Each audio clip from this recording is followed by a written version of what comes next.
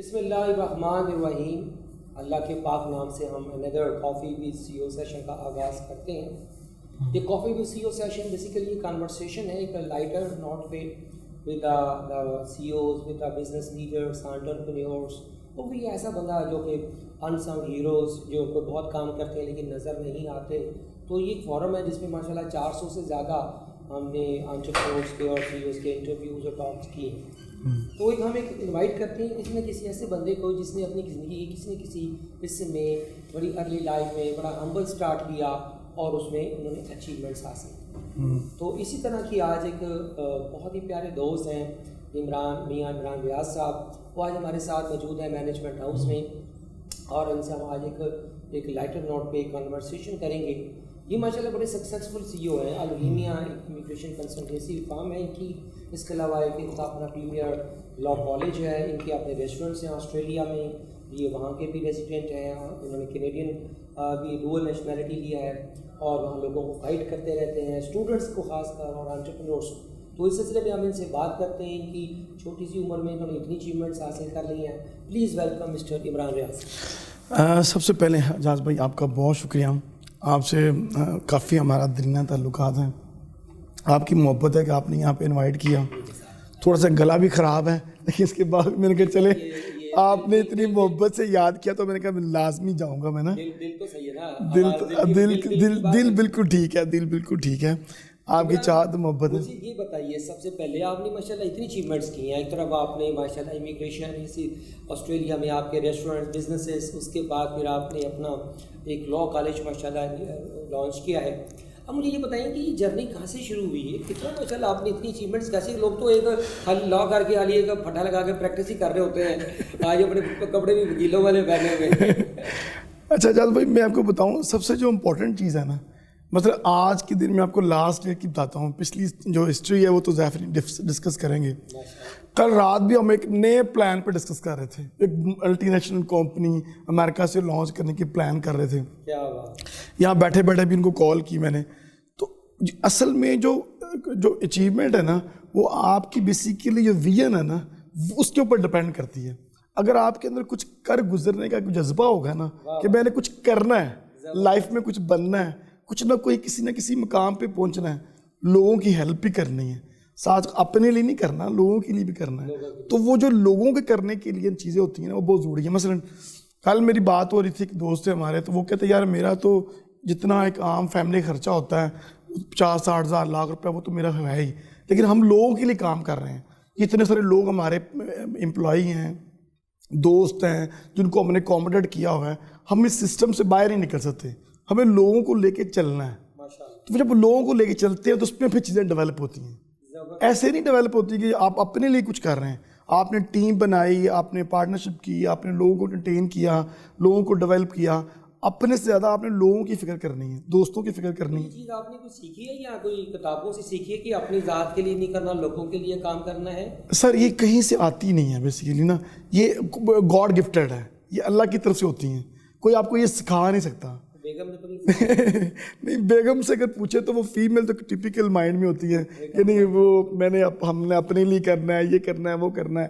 یہ by genetically ہوتی ہیں کہ آپ نے لوگوں کو لے کے چلنا ہے. کیونکہ آپ کی ایج میں تو لوگ زیادہ تر آپ ویژن کی بات کرتے ہیں, لوگ تو ٹیلی ویژن کی جان نہیں چھوڑتے, لوگ ٹیلی ویژن میں آگے بیٹھے ہوتے ہیں, ہر وقت تبصرے سن رہے ہوتے ہیں. مجھے یہ بتائیں عمران, آپ ماشاء اللہ آپ کے امیگریشن کے حوالے سے مجھے یہ بتائیں, آپ نے کام کر رہے ہیں اتنے سالوں سے کر رہے ہیں, اور آسٹریلیا میں ماشاء اللہ آپ کی فیملی بھی, وہ بچے بھی پڑھ رہے ہیں. تو تھوڑا سا آسٹریلیا کے بارے میں بتائیے کہ وہاں اپنے بزنس کیسے سٹارٹ کیا وہاں, اور پھر ایک اپنی امیگریشن کے بارے میں بتائیں کہ بچے ہمارے, کیونکہ بہت زیادہ فی قسم کے کنسلٹنسی بھی چل رہی ہوتی ہیں, لوگ پیسے بھی کھا جاتے ہیں بچوں کے. تو اس سلسلے میں بتائیں کہ جینون کنسلٹنٹ کون ہوتا ہے, کیا نشانی ہے اس کی, اور کیسے وہ ان کو بچوں کو خاص کر انٹرپرینورس کو گائیڈ کریں گے کہ بھائی یہ چیزیں آپ نے کرنی ہیں اور یہ کامن سینس ہے, اس میں کوئی مارے جیسوں کی بھی ضرورت نہیں پڑتی, تاکہ لوگوں کو صحیح اگر کسی نے باہر جانے کا فیصلہ کرنا بھی ہے تو وہ کیا کرائٹیریا ہو سکتا ہے. اچھا اس میں آپ کے جو کویشچن ہے اس کے دو پہلو ہیں. ایک پہلو تو جو چیزیں گزر رہی ہیں وہ لائک جو کنسلٹنٹس کام کر رہے ہیں, جو چیزیں ہو رہی ہیں. دوسرا پہلو جو ہے وہ میں آپ کے پلیٹ فارم سے گورنمنٹ تک بھی پہنچانا چاہوں گا اگر کوئی سن رہا ہو تو. پہلا جو پوائنٹ یہ ہے وہ یہ ہے کہ جو جتنے بھی کنسلٹنسی فرمز ہیں ڈیفینیٹلی کچھ نہ کچھ خراب لوگ بھی ہوتے ہیں، لیکن زیادہ تر اچھے لوگ ہیں. ایسی نہیں ہے کہ وہ لوگ سارے برے ہی ہیں. ظاہر بات ہر سوسائٹی میں ہر فیلڈ میں اچھے لوگ بھی ہیں برے بھی ہیں. بڑے اچھے لوگ بھی کام کرنے والے کر بھی رہے ہیں، لوگ ماشاء جا بھی رہے ہیں، وہ بڑے برانڈز ہیں، بڑے نام ہیں لوگوں کے. اور کچھ لوگ ظاہر بات اس فیلڈ میں غلط کام بھی کر رہے ہیں، اور اس میں جو غلط کام کرتے ہیں یا جو نہیں کر پاتے وہ آٹومیٹکلی وقت کے ساتھ ساتھ وہ مارکیٹ سے اب ختم ہو جاتے ہیں. جو اچھے لوگ ہوتے ہیں وہ سسٹے کرتے ہیں. آپ کسی بھی اب اسٹوڈنٹ جو آتا ہے یا لوگ آتے ہیں تو میں ان کو یہی کہتا ہوں کہ آپ یہ دیکھیں کہ وہ کتنی دیر سے بیٹھا ہوا ہے. اگر وہ اس مارکیٹ میں اسٹے کر گیا ہے 18 سال سے 20 سال سے 10 سال سے، اس کا مطلب وہ کام کر رہا ہے. اگر وہ کام نہیں کر رہا ہوگا وہ نکل جائے گا اس مارکیٹ سے، لوگ اس کو زیادہ دیر بیٹھنے نہیں دیں گے. سیکنڈلی سر میں جو لوگوں کو گورنمنٹ سے کہنا چاہ رہا ہوں آپ کے پلیٹ فارم سے، اصل میں یہ واحد ایسی انڈسٹری ہے جس کو کس کا کوئی میکینزم نہیں بنایا گورنمنٹ نے. آپ دیکھیں ہزاروں نہیں لاکھوں کنسلٹنسی فرمز کنسلٹنٹ کام کر رہے ہیں. ہونا یہ چاہیے تھا گورنمنٹ کو بھی ان کو لے کے آئیں بیسیکلی کسی نہ کسی پلیٹ فارم پہ، ان سے ٹیکس لیں، ان کی پراپر ریکروٹمنٹ کریں، ان کا پراپر جو ہے وہ سسٹم ہو. اب دیکھیں باہر کے کنٹری میں دیکھ لیں، آسٹریلیا ہم دیکھتے ہیں، کینیڈا دیکھتے ہیں، کوئی بھی کام بغیر لائسنس کے بغیر اس کی ایجوکیشن کے نہیں ہوتا. یہ وعد ہماری انڈسٹری ہے، یہ بے شمار انڈسٹری ہیں، وہاں جو مرضی شروع کر لیتا ہے، اس کا کوئی بیک گراؤنڈ کوئی لا کیا ہو، اوتھینٹسٹی نہیں ہے. تو گورنمنٹ سے میرا یہ مشورہ ہے کہ وہ اگر ٹیکس کلیکشن کرنا چاہتے ہیں، ان لوگوں کو بھی اکوموڈیٹ کرنا چاہتے ہیں، تو ایٹ لیسٹ کم سے کم کوئی نہ کوئی پیپر ورک، کوئی نہ کوئی کورس نالج کیا جائے. اب باہر کے کنٹری میں اب یونیورسٹی آف وکٹوریہ ہے، وہ 1 سال کا لائسنس کرواتی ہے، دین وہ پیپر لیتی ہے، دین وہ ہمارا کنسلٹنٹ ہوتا ہے، دین وہ امیگریشن کا کوئی کیس ہینڈل کر سکتا ہے. یہاں پہ کوئی بھی کر سکتا ہے.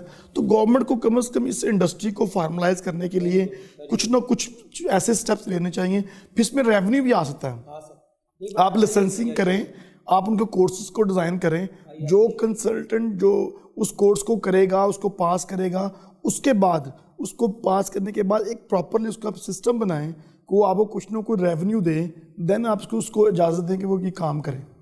اب دوسرے سوال کی طرف آ جائیں کہ انٹرپرینورس کے لیے اور اسٹوڈنٹس کے لیے آپ کی کیا گائیڈ لائنس ہیں؟ کیونکہ کرونا نے میں یہ سوال اس لیے پوچھ رہا ہوں عمران کہ کرونا نے بہت ہٹ کیا اکانومی کو. پاکستان میں اپرچونیٹیز اب اسکویز ہوتی جا رہی ہیں، کم ہو گئی ہیں. ابھی ٹائم لگے گا 2 سال پاکستان کی اکانومی کو اپنے پاؤں پہ دوبارہ کھڑے ہونے کے لیے. باہر کے ملکوں میں بھی بڑی سنا ہے، آسٹریلیا وغیرہ میں بھی بڑی ہٹ ہوئی، وہاں بھی بڑی جاب لیسنس ہوئی ہے. تو اس سینیریو میں کیا دیکھتے ہیں، کیا ایڈوائز کرتے ہیں انٹرپرینورس کو اور اسٹوڈنٹس جو پڑھنا چاہتے ہیں؟ سب سے پہلے تو میں یہ سمجھتا ہوں کہ جو پاکستان کی صورتحال کرونا میں، میں سمجھتا ہوں دنیا کے مقابلے میں بہت اچھی ہے. بہت اچھی. اچھا ہوا یہ کہ یہاں پہ اتنا زیادہ پینیٹریٹ نہیں کیا. ابھی میں آسٹریلیا سے آؤں تقریباً 1 مہینہ پہلے، آپ بلیو کریں میں کرفیو لگا ہوا ہے اسٹل آج کی ڈیٹ میں بھی. یس اسٹل آج کی ڈیٹ میں میلبورن میں وکٹوریا میں کرفیو ہے. رات 9 بجے سے لے کے 5 بجے تک کوئی بندہ باہر ہی نکل سکتا. تو میں سمجھتا ہوں خان صاحب کی جو پالیسی تھی اسمارٹ لاک ڈاؤن والی کسی حد تک کامیاب اس سینس میں رہی کہ وہ ایک دم جو شٹ ڈاؤن تھا بند کر دیں، ہر چیز کو سٹاپ کر دیں، بزنسز کلوز. باہر کی کنٹریز میں آپ کینیڈا دیکھ لیں، آسٹریلیا دیکھ لیں، وہاں پہ ایک دم اکانومیز کو جمود کر دیا. خسارہ یہاں پہ بھی ہوا ہے، وہاں پہ بھی ہوا ہے، وہ زیادہ ہی وہاں پہ ہوا ہے. اس کی وجہ کہ ان کی اکانومی جو ہے وہ ڈیولپنگ تھی، ڈیولپنگ اکانومی کے ایک دم سٹک ہو گئی. یہاں پہ پہلے آلریڈی تو پتہ ہے آپ کا ٹیکسٹائل سیکٹر، آپ کی ساری سیکٹر پہلے آلریڈی جمود کا شکار تھے. آپ دیکھیں 26% انڈیا کی اکانومی لو چلے گی، 35% امریکہ کی چلے گی، اس کے علاوہ آسٹریلیا کی 25% گلوبل پینڈیمک. بہرحال میں سمجھتا ہوں جو انٹرپرینور کے والے سے جو آپ نے بات کی تو اس میں یہ ہے کہ لوگوں کے پاس ہر دور میں اپرچونیٹیز نہیں ہیں. اپرچونیٹیز کو فائنڈ آؤٹ کرنا پڑتا ہے. ایسا نہیں ہوتا کہ ایک بندے کے اندر اگر سکلز ہیں، کچھ کرنے کا جذبہ ہے، تو اس کو وہ سکلز کو ڈیولپ کرنے کا ٹائم موقع نہ ملیں. موقع آپ کو تلاش کرنے پڑتے ہیں، ڈیولپ کرنے پڑتے ہیں، اس کی اسٹرگل کرنی پڑتی ہے. آپ کو چھوٹی سی بات بتاتا ہوں، میں نے 2001 یا 2002 کی بات ہے، میں نے تقریباً کوئی 1 سال جاب کی. اس سال کی جاب کے اندر ہی یعنی کہ یہ آپ 6 مہینے یہ سمجھ لیں 6 مہینے جاب کے بعد 6 مہینے کے اندر ہی ہم نے اس کو ڈیولپ کیا، ساتھ ساتھ اپنا بزنس پلان کیا. تو 1 سال کے بعد ہم نے بزنس سٹارٹ کیا اور تقریباً 18-19 سال ہو گئے ہم بزنس کرتے ہوئے، مختلف بزنس سٹارٹ کیے. تو کوئی بھی بچہ جو ہے وہ اگر ینگسٹر ہے، وہ اگر کوئی ماسٹرز کر کے یا بیچلر کر کے اگر آتا ہے تو اس کو چاہیے کہ کم از کم اپنی جاب تو کرے, لیکن ساتھ ساتھ اپنے جو جس جاب میں بھی وہ کام کر رہا ہے اس میں اپنے آپ کو ڈیولپ کرے. کل کو اگر انٹرپرینور بننا چاہے تو وہ بن سکتا ہو. بچوں کے والے سے بتائیں کہ بچے پڑھنا چاہتے ہیں پاکستان سے باہر, یہاں ٹھیک ہے ہمارا نظام تعلیم اگر اچھا نہیں تو برا بھی نہیں ہے, بڑے اچھے اچھے ڈاکٹرز پروڈیوس کرتا ہے, لیکن کچھ بچے جاتے ہیں جنہوں نے اے لیول کیا ہے, او لیول کیا ہے, اور بہت زیادہ آپ کے پاس آتے ہوں گے یا انہوں نے کیمبرج کا ایگزام اچھے نمبروں سے پا, اور لیکن وہ کچھ فائنینشیل ریزنس کی وجہ سے نہیں جا پاتے, اتنے ایکسپینسو ہے باہر. تو کیا یونیورسٹیز آپ بتائیں گے آسٹریلیا میں خاص کر یا کینیڈا میں جو کہ بچوں کو اسکالرشپ دیتی ہیں, جو کہ بچے ہمارے اپنے ٹیلنٹ سے اگر A+A * دنیا میں لے سکتے ہیں, لما سکتے ہیں, تو وہ اپنی اسکالرشپ دے کے کم پیسوں میں پڑھ سکیں؟ اچھا, سب سے پہلے تو جو موجودہ صورتحال ہے اس میں تو ویسے ہی دنیا بڑی اوپن ہو گئی ہے اب نا. اچھا, اس کی وجہ یہ کہ 40% تک یونیورسٹیز اب اسکالرشپ پہ آ گئی ہیں, کیونکہ اسٹوڈنٹس نہیں ہیں ان کے پاس. اکانومی میں بہت زیادہ ڈینٹ پڑ گیا ان کی. اب دیکھیں آسٹریلیا کی بات کرتے ہیں تو $186 بلین کا جو نیکسٹ جو بجٹ ہے 2021 کا, اس میں خسارہ ہے. یونیورسٹیز جو ہے وہ آپس میں مرج ہو رہی ہیں. یہ آپ کو میں بڑے مزے کی بات بتاؤں, بڑی بڑی یونیورسٹیز جو ہیں آسٹریلیا میں, کینیڈا میں, وہ آپس میں مرج کر رہی ہیں کیونکہ وہ ایکسپینس نہیں میٹ کر پائیں گی, ایکسپینسو. تو انہوں نے تو ویسے اسکالرشپ 40% 50% اس ٹائم دے دی ہے اسٹوڈنٹس کو کہ تو وہ کم سے کم فیس میں آئیں.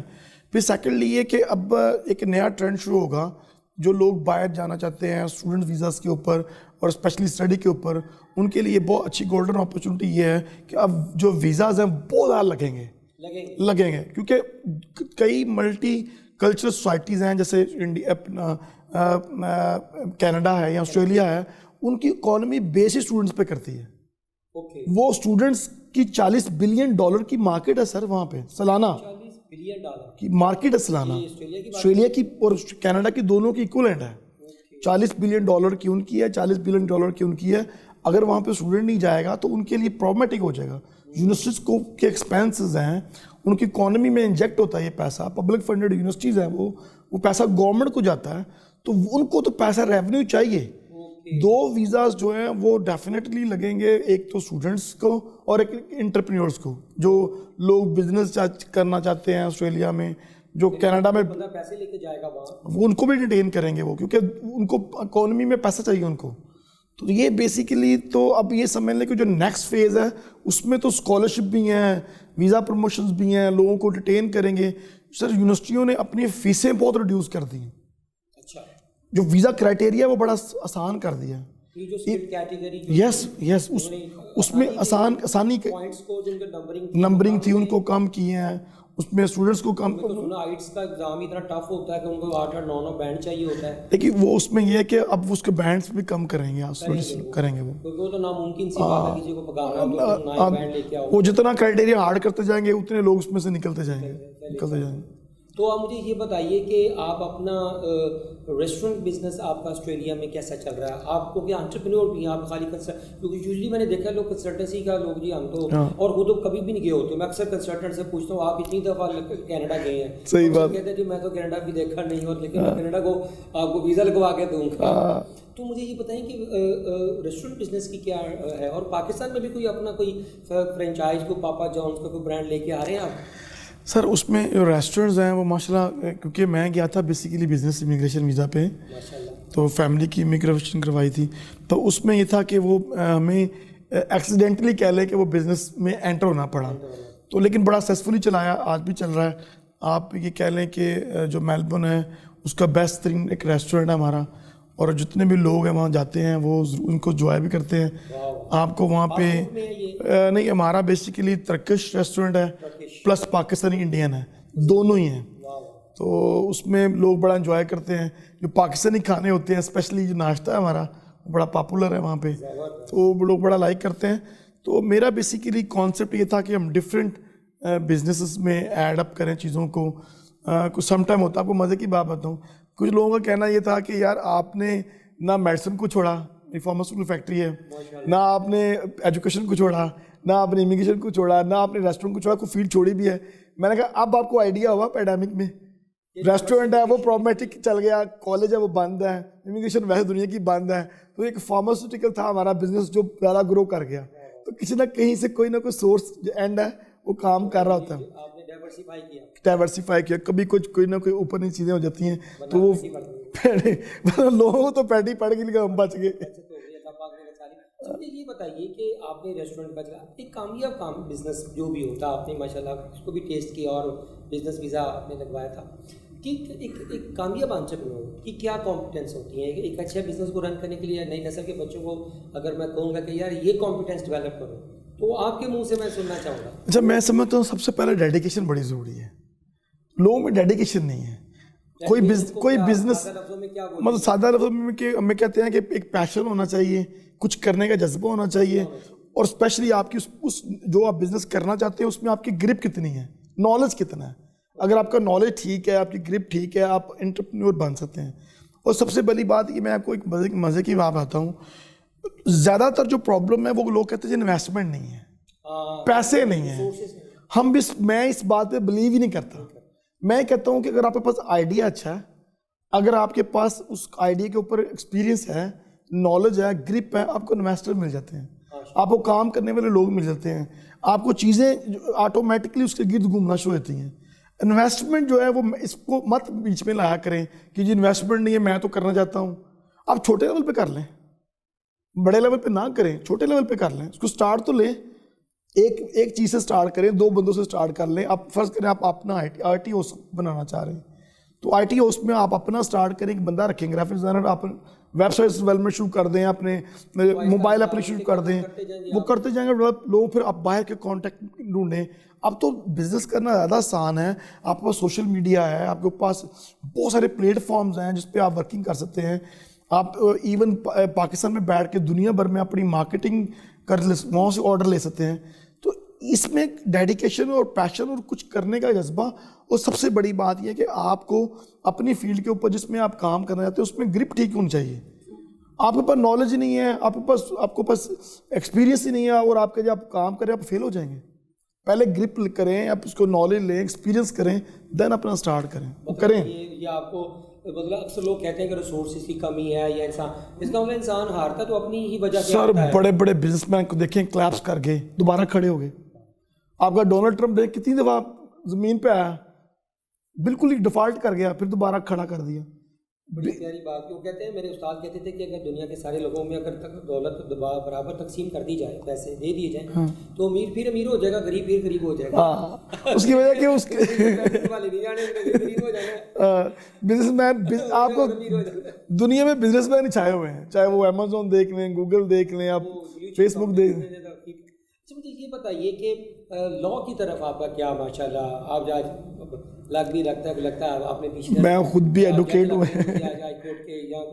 تو یہ بتائیں کہ لا کی طرف کیوں آیا, ایجوکیشن میں آپ آئے تو لا کو کیوں چوز کیا, لا میں کیا اسکوپ دیکھا, کیوں پاکستان میں لا ایجوکیشن کو پروموٹ کر رہے ہیں, اس کا مجھے اب آپ جواب چاہیے. آپ کو مزے کی بات بتاؤں نا, ایک فنی اسٹوری ہے. فنی اسٹوری یہ ہے کہ میں گیا 2011 میں انگلینڈ, تو ہمارے ایک دوست تھے, وہ ان کا کالج تھا اور وہ کالج کے مالک تھے, تو وہ ویسے بات ہو رہی, تو اس نے کہا پاکستان کے اندر سروائیو کرنے کے لیے ایک لائٹر موڈ میں بات کر رہا ہوں. اس نے کہا یا تو آپ کے ڈپلوم جب آپ کے بیوروکریسی میں ہو, فوج میں ہو, مطلب اس نے لمبی چوڑی بات, اینڈ میں اس نے کہا کچھ نہ ہونا تو وکیل ضرور ہو. اس ملک میں سروائیول کے لیے آپ کو لا کے اندر ضرور پڑھنا چاہیے. تو میں یہ لوگوں کو بھی مشورہ دیتا ہوں کہ لوگ ماشاء اللہ جو انہوں نے MBAs کیے ہوئے ہیں, ڈفرینٹ ڈگریز کی ہوئی ہیں, تو میں سمجھتا ہوں لا آپ کو جب آپ پڑھتے ہیں نا تو وہ آپ کے اندر کانفیڈنس ڈیولپ کرتا ہے. ہاں جی, لا آپ کے اندر جو آپ کو لا پڑھتے ہیں اس کے آپ کو کانفیڈنس ڈیولپ کرتا ہے, آپ کی پرسنالٹی کو گروم کرتا ہے. تو آپ کو اپنی فیلڈ کے ساتھ ساتھ جو بھی کر رہے ہیں لا ضرور کرنا چاہیے, اور لا کے اندر آپ کو ایکسپرٹیز ہوں تو آپ کے لیے زیادہ پینیٹریشن آسان ہوتی ہے سوسائٹی کے اندر, کسی بھی سوسائٹی کے اندر. تو بچوں کو کیا مطلب یہ لا میں آ کے کیا دیکھتے ہیں, آپ نے گجرانوالہ میں ایک انسٹیٹیوٹ بنایا, اس کو کیا دیکھتے ہیں 5 سال کے نیچے, کیا کتنے کا آپ لائر پروڈیوس کر رہے ہیں, یا ان کو جوڈیشل ٹریننگ بھی دے رہے ہیں, کیا صرف ایجوکیشن ہی دے رہے ہیں؟ نہیں سر, ہم نے جب لا کالج بنایا تو ہم نے سب سے پہلے ہمارا موٹیو یہ تھا کہ ہم نے کوئی پیسے نہیں کمانے. میں نام نہیں لینا چاہتا لیکن کچھ کالجز ہیں ایسے اچھا اس میں یہ تھا کہ ہمارا جو موٹیو تھا وہ یہ تھا کہ ہم نے ان کو اسٹڈی دینی ہے, اچھی ایجوکیشن دینی ہے, اور سب سے بڑی بات ان کی تربیت کرنی ہے. اس میں ہم نے فوکس یہ کیا کہ ہم نے اپنا سٹاف, اپنی چیزیں, اپنی اکوپمنٹ, ہر چیز کو ہم نے اپ ٹو ڈیٹ کیا ہے, اور لوگوں کو ہم نے ویل ایجوکیٹ کیا ہے. ہائیلی کوالیفائڈ جو ٹیچر تھے وہ ہم نے ان کو ارینج کیا. ایون اسلام آباد سے کچھ لوگ ہمارے دوست ہیں وہ آتے رہے, ان کی مہربانی. تو ان کو ہم نے بیسکلی اسٹوڈنٹ کو ہم نے کوشش کی کہ ہم نے ان کو تربیت بھی کریں, ساتھ ایجوکیٹ کریں. ہم نے ایک پراپرلی ایک بنایا ہوا تھا سسٹم جس کے اندر ان کو ٹرینڈ کر رہے ہیں بچوں کو, پھر آگے وہ جوڈیشری میں چلے جائیں یا لا میں چلے جائیں, آگے پریکٹسنگ لائر بن جائے. تو ہمارے ماشاء اللہ کافی ہزاروں اسٹوڈنٹ ہیں جو ہم نے پچھلے 8-10 سال سے ہم جو مارکیٹ میں ہیں جو اس ٹائم اپنی سروسز دے رہے ہیں. تو مجھے یہ بتائیے کہ اسی طرح جیسے میں نے آپ نے بزنس کی بات کی, ایک اچھے, کیونکہ پاکستان میں لا کے اندر ایک سب سے بڑی کمی ہے وہ ہے ٹریننگ کی.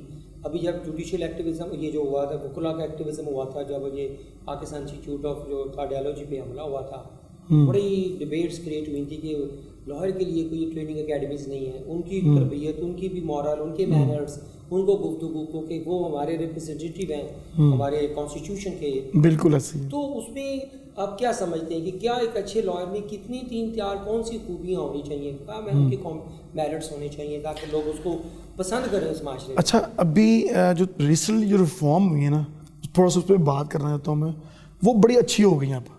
اب کوئی بچہ جو ہے وہ پہلی بات ہے پہلے 3 سال کا لا تھا, اب 5 سال کا ہو گیا. چیزیں وقت کے ساتھ ساتھ ڈیولپ ہوتی ہیں. اب وہ اینٹی ٹیسٹ کے بغیر وہ لا کے میں ایڈمیشن نہیں ہوتا, لیٹ ٹیسٹ آ گیا. 2 سال جب وہ انٹر کرے گا, انٹر کے بعد 5 سال کا وہ لا کرے گا. وہ لا کرنے کے بعد اس کا جو دوسرا یہ تھا, کالجز میں 300 سے 400 500 سیٹیں بھی تھی پر کالجز میں پر سیمسٹر میں. اب انہوں نے اس کو شارٹ کر کے 100 کر دی. یعنی کہ چیزیں آٹومیٹکلی بہتر طریقے سے جا رہی ہیں. اب جو بچے پروڈیوس ہوں گے وہ زیادہ ڈائنامک ہوں گے, زیادہ پڑھ کے آئیں گے, چیزیں بہتر ہو جائیں گی.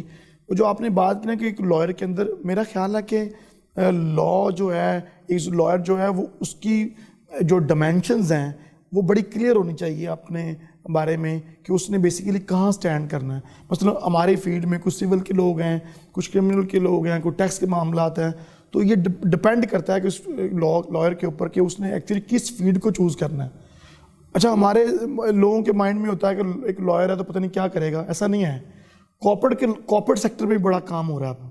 اب ہمارے جو لائرز ہیں وہ کارپوریٹ سیکٹر میں, بینکنگ کے اندر, ملٹی نیشنل کمپنیز کے اندر, ٹیکسیشن کے اندر بڑے سوفسٹیکیٹڈ کام کر رہے ہیں. پھر کچھ فیلڈ ایسی ہیں, آپ ایک کرمنل کا لائر ہے, اس بیچارے نے پھر اس کے مطابق ہی چیزوں کو لے کے چلنا ہے نا. ایسی ہے. اچھا ایک آپ نے بتایا کہ جو جس چیز نے مجھے یہ پینڈیمک میں سروائیول بورڈ میں رکھا, ہمیں بچت ہو گئی ہماری, وہ تھا فارماسیوٹیکل. ابھی ریسنٹلی گورنمنٹ نے پچھلے 4-5 دن پہلے کوئی 15% سے لے کے 250-300% پرائسز بڑھائی ہیں میڈیسنس فارماسیوٹیکل.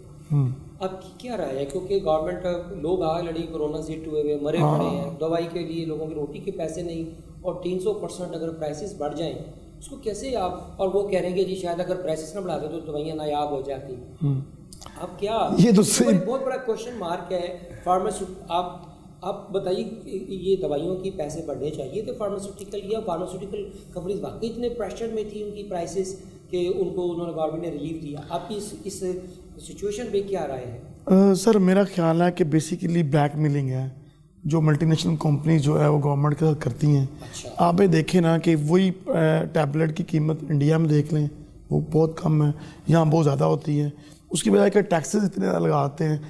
ان کو نا گورنمنٹ کو 2-3 سیکٹر ملے ہوئے ہیں بس. پٹرول قیمتیں بڑھا دو, دوائیاں قیمتیں بڑھا دو. جتنا زیادہ آپ کا نیٹ کیلکولیشن میں چیزیں آتی ہیں نا وہ سیکٹر کے اوپر دباؤ زیادہ ہے. فارماسیوٹیکل زیادہ یس ریگولیٹڈ ہے, فارملائز ہے, اس کی انڈسٹری فارملائز ہے, اس میں سے پیسہ نکالنا زیادہ آسان ہے. باقی انڈسٹری دیکھ لیں, زراعت ہے, اس میں سے پیسہ نہیں نکلے گا. آپ کی پولٹری ہے, آپ کی بے شمار اور انڈسٹری ہے.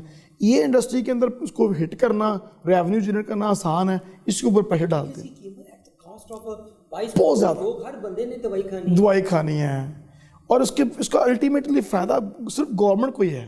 اب پبلک کو تو نقصان ہے, فیکٹری کو بھی فائدہ نہیں ہے سر, ڈسٹریبیوٹر کو بھی فائدہ نہیں ہے. فیکٹری کو اس لیے فائدہ نہیں ہے کہ اس کی لیبر کاسٹ بڑھ رہی ہے, چیزیں بڑھ رہی ہیں, وہ تو چاہتے ہیں بڑھانا, لیکن ٹیکس جب ایڈ ہوتا ہے تو وہ چیزیں ان کو بھی بڑھانی پڑتی ہیں, اس کو بھی بیچارے کو پرابلم ہے, کیا کرے وہ.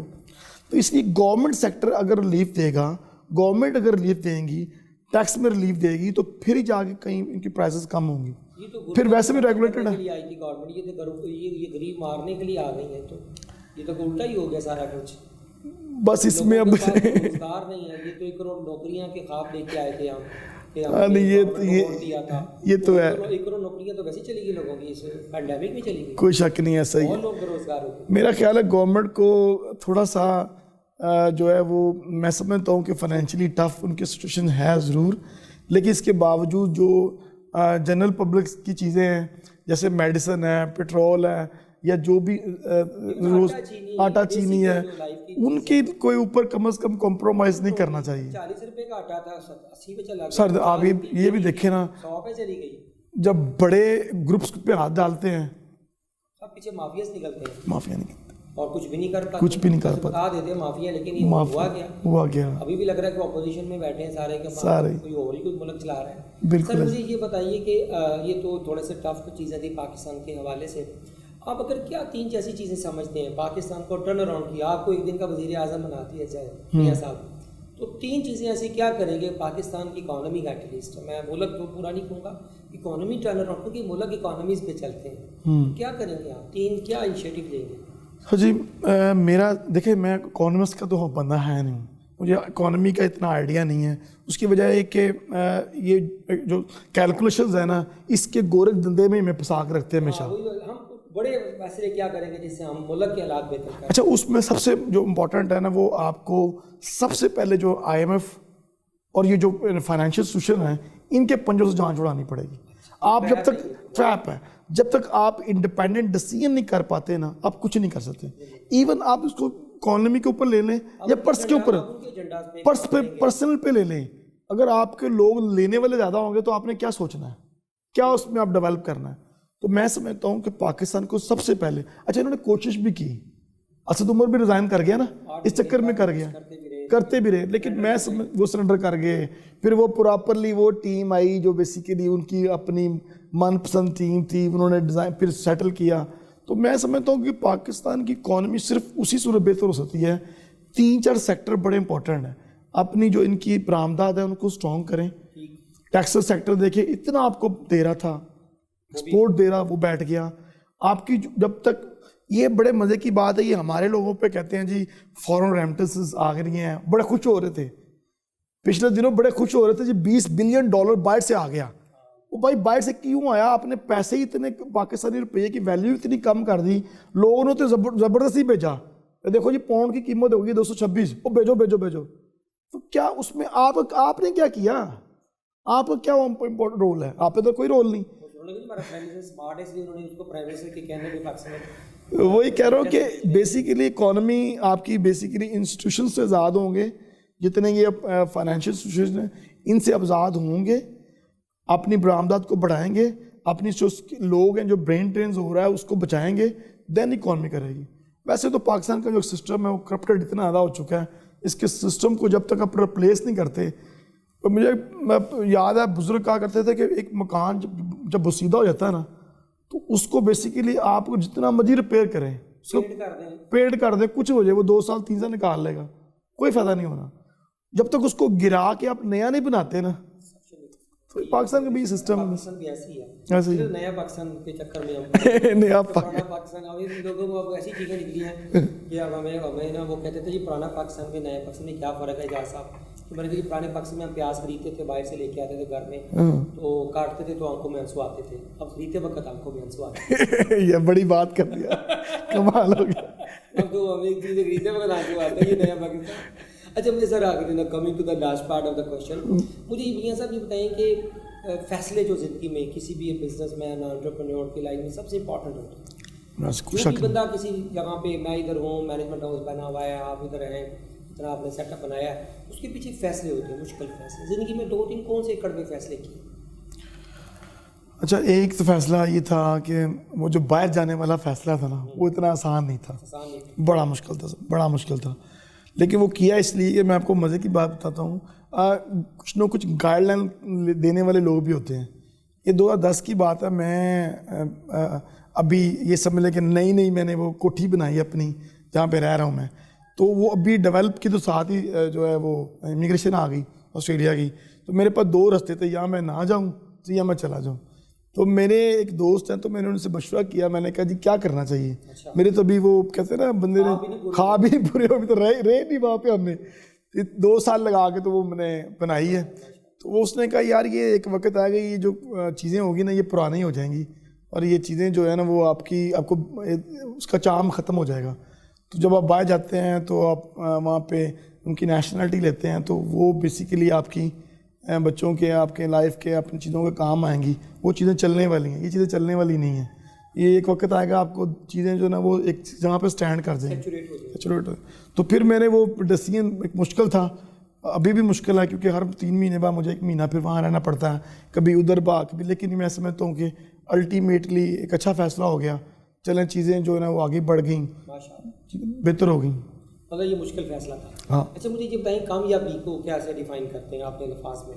آپ نے اتنی ماشاء اللہ کامیابی حاصل کر لی, کالج بنا لیا, ریسٹورینٹ بنا لیے, پیسے بھی بنا لیے, بچوں کو بھی ماشاء اللہ آپ نے امیگریشن لے کے دے دیا, کامیابی کو کیسے ڈیفائن کرتے ہیں؟ اچھا سر, جو کامیابی ہے نا, میں سمجھتا ہوں کہ اس کو صرف خالی اگر آپ یہ کہیں نا کہ جو کوئی دولت کے ساتھ اس کو نہیں, اس سے نہیں فرق پڑتا. آپ کی انٹرنل سیٹسفیکشن بڑی امپورٹنٹ ہے. آپ نے کچھ لوگوں کو ڈیلیور کیا ہے, کچھ سرو کیا ہے, کچھ کمیونٹی کو آپ نے سرو کیا ہے, کچھ نہ کچھ آپ نے اپنا رول پلے کیا اس دنیا میں. جیسے آپ ماشاء اللہ ہمارے مینٹور ہیں, آپ لوگوں کو ڈیولپ کرتے ہیں, ان کی ٹریننگ کرتے ہیں, اسکلز دیں. ابھی آپ بات کر رہے تھے CS کے حوالے سے, تو میں سمجھتا ہوں کہ جو ویلتھ ہے نا, یہ پیسے ہیں, وہ آتے رہتے ہیں, وہ خود ہی آ جاتے ہیں, اس کو لینے کی ضرورت نہیں پڑنی چاہیے. چیزیں ڈیولپ کریں, لوگوں کو سرو کریں, لوگوں کو دیں. جب آپ دیتے ہیں نا تو پھر چیزیں پھر بڑھتی بھی ہیں اور بنتی بھی ہیں. تو انر سیٹسفیکشن بڑی ضروری ہے, اور آپ اسٹریس کو آپ دولت کے ساتھ, آپ بچوں کے ساتھ, آپ دوستوں کے ساتھ, آپ یہ چیزیں ساری آپ کی کامیابی ہیں. اصل چیزیں ساری ہولسٹک ہے, یہ سارا کانسیپٹ ہے. تو آپ کے چہرے پہ جو مسکراہٹ ہے اس کا کیا رہا ہے, آپ کی اسمائل, آپ کی ہیپینس کا کیا رہا ہے؟